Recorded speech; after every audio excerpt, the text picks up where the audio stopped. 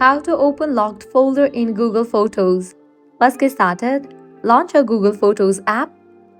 First up, I'm going to add some photos to the locked folder. For that, what you have to do is press and hold on the picture. Select the pictures. Then, at the bottom, you're going to find an option. Select the option of Move to Locked Folder. Click on Move. Once you have moved the picture, now what you have to do is head back. Now, head towards this option Collections given at the bottom. Now scroll all the way down. Here you're gonna find this option of Locked. Click on that. Your Face ID will be enabled or you'll need to type in your phone's passcode. Now in this page, you're gonna find all the photos that you have added to the locked folder. So this way you can easily open locked folder in Google Photos. If this guide was helpful, don't forget to like, share and subscribe to our channel. Thanks for watching.